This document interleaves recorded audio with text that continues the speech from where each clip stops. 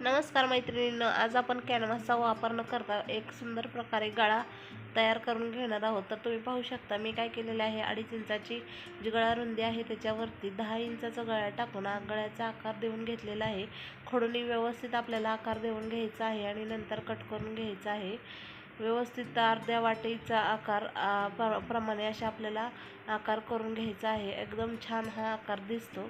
आता नंतर हा जो आकार आहे तो आपल्याला काय करायचा आहे, ब्लाऊज पीसचा जो कापडाचा जो पणा आहे त्याच्यावरती मांडून हा कडेने टिपा मारून घ्यायचे आहेत. व्यवस्थित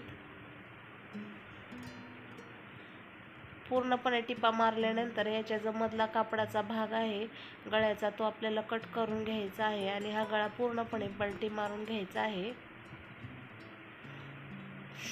गळ्याचे जे आपण डिझाईन काढलेले आहे, कोणे जे टोकं वगैरे आहे ते व्यवस्थित आपल्याला टिपा मारून घ्यायचे आहे, जेणेकरून आपल्या गळ्याचा आकार छान दिसेल.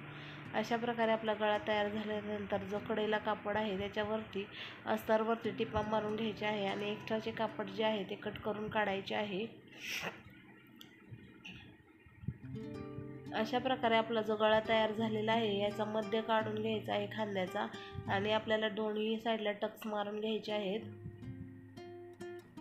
गळ्याचे थोडंसं खालती अशा उभ्या स्वरूपात टक्स मारून घ्यायचे आहेत. तिरके कापड घेऊन टक्स वगैरे मारून झाल्यानंतर याला कंबरपट्टी बसवून घ्यायची आहे ब्लाऊजला. अशा प्रकारे मी कंबरपट्टी बसवून मध्ये किनार बसवलेली आहे शिल्लक राहिलेली व नाडी जोडून गोंडा जोडलेला आहे. अशा प्रकारे गळा तयार